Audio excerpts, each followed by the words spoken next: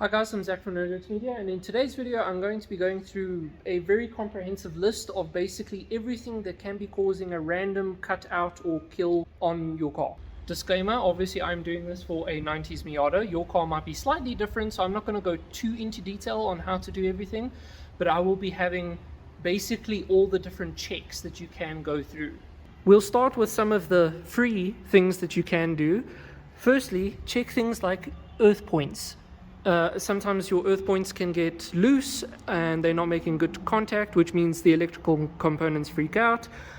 Sometimes loosening those and then reconnecting them works, as well as also if you clean the terminals and make sure that the terminals are actually nicely joined to the wires and cables that they're supposed to be joined to. Next thing you can do is check fuses and relays. This is the main relay for my car, and what you can do is take a cable like this with these terminals, find out which 2 points you need to bridge within the relay, and then bridge them and see if the car runs.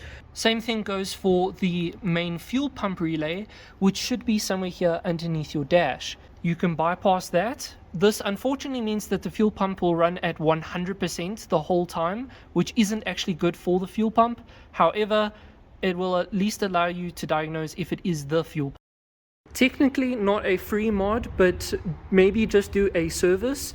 It could be that your spark plugs or fuel filter are pretty old and they're failing. So something else that you can also check is not necessarily the fuel pump, but the fuel tank breather.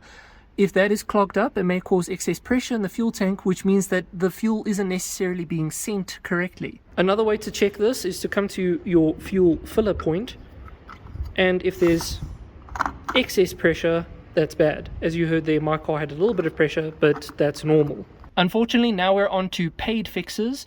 Let's start off with the fuel pump. Your fuel pump may be faulty. Usually you'll feel this with sporadic cutouts. It's not necessary that the fuel pump itself is faulty. What can also go wrong is the small little plastic pickup pipe on the fuel pump has a hole in it. So that means when the fuel gets below a certain level, past that little hole, it will start to breathe in air instead of the fuel underneath. So if your tank is up here, but the pickup is down here, you'll actually have no issue until it surpasses that level.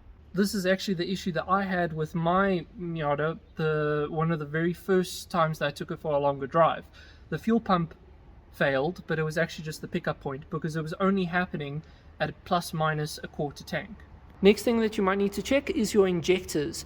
The fuel rail shouldn't necessarily have an issue, but that could potentially also be an issue if it's clogged. Same as the injectors. The injectors may actually be okay, they're just clogged. Sometimes a fuel cleaner will help, but it's not necessarily always the issue. Sometimes the injectors are just faulty. Another thing that we can check is the coils. If you have a different setup, I have coil on plug, but if you have an older style, the box may actually be failing. These can also fail individually. However, that usually causes a misfire, not a full-on kill, makes the car stall out and die. Another issue could be the cam angle sensor. However, for me, I am modified with a standalone ECU, so that sensor actually does nothing for me. However, on your car it may. Another issue that you may have, again, depending if you are modified or not, I am modified, and this is now what I rely on, a crank angle sensor. Your crank angle sensor may be failing. It may also be too far away. So your crank angle sensor needs to actually be very close to the 60-2 or 32-2. I can't actually remember what the other gear size is. Depending on how your car is tuned and set up, you may be able to pick up if that's faulty because the RPM gauge will randomly jump between a couple hundred RPM. However, the car sounds at the same RPM. So basically you can tell that the car is not actually moving an RPM, but the gauge says that it is. That is because generally speaking, those sensors are also used for RPM, to pick up RPM, and if it's jumping around, that may be the cause. Another issue that you may have is, as you can see here, an old school immobilizer. This is mainly for older cars, but an immobilizer failure can cause the car to cut out or die randomly. As you can see here, I've actually torn mine out, and the best way to check this without necessarily having to go out and strip it, because that can be difficult, is when the car has its cutout or failure, if you're holding this and you can feel that the relay clicks, there should be a tiny little thud in the casing. If that is the case, then that might be the issue. If it isn't making any noise or doing anything, then it might not be the issue. Finally, we come to a ECU fault. Now, this could be a problem with the ECU in terms of it's not reading things correctly. It could also be a problem on the ECU in terms of some of these wires or cables that go into the ECU are not plugged in correctly or nicely or tightly enough. Unfortunately, the only way to really test if the ECU is at fault is to plug the computer into the ECU and see what the computer is, well, what the ECU is reading through the computer. Please mind you that the ECU being the fault may just be a part of the tune, not necessarily the ECU itself.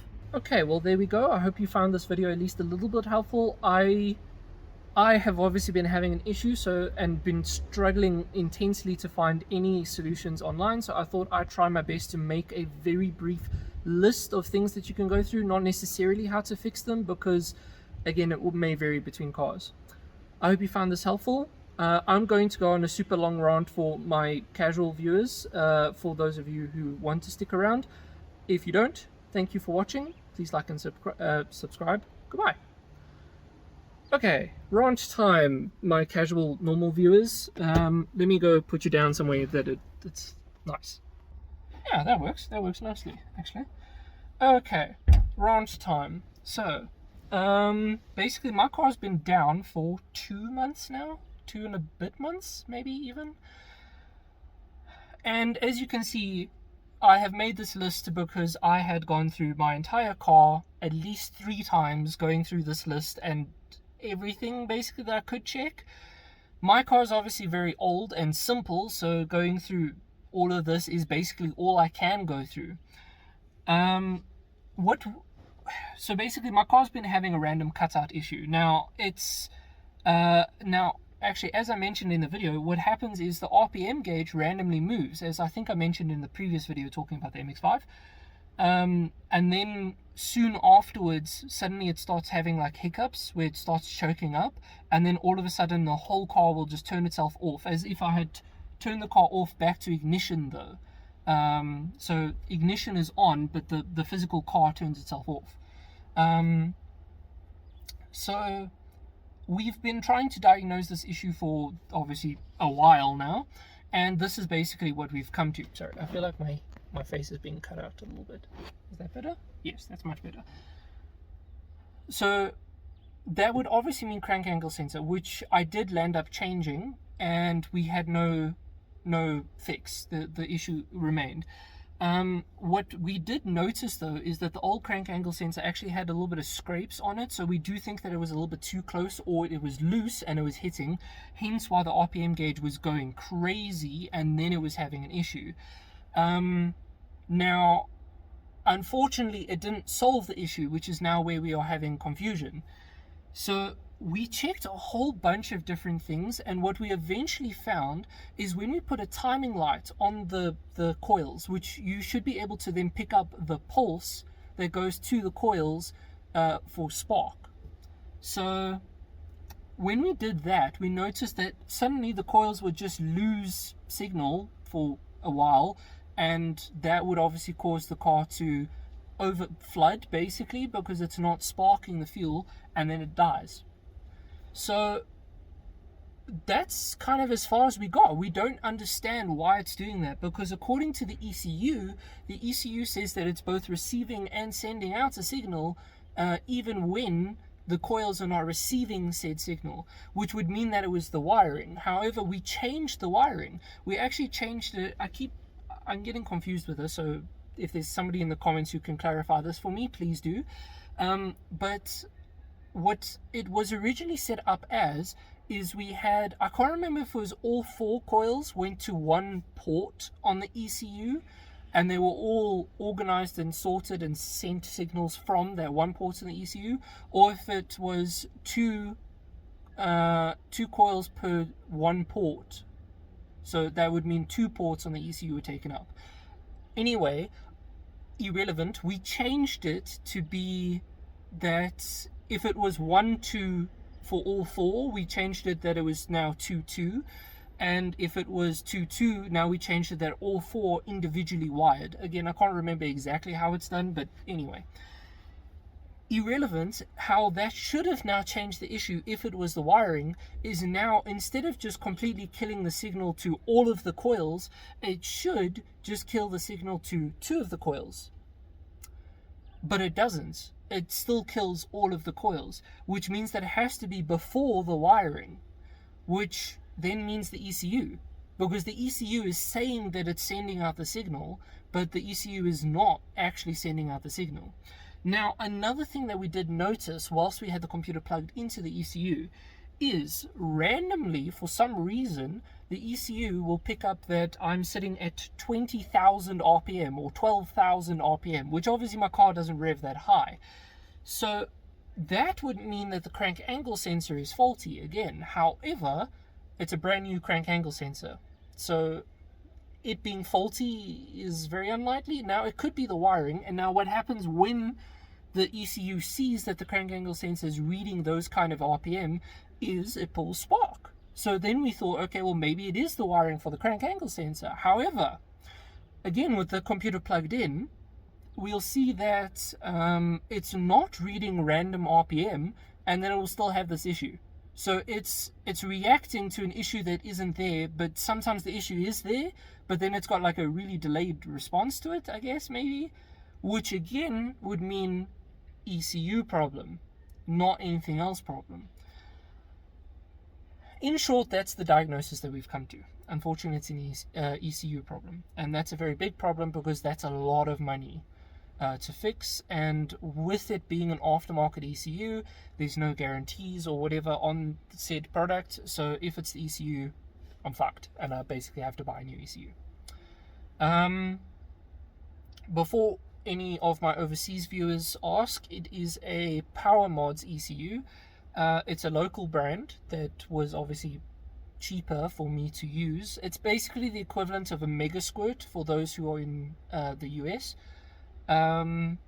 It's, I want to say a Megasquirt, but on the very basic terms. It's one of the more basic ECUs.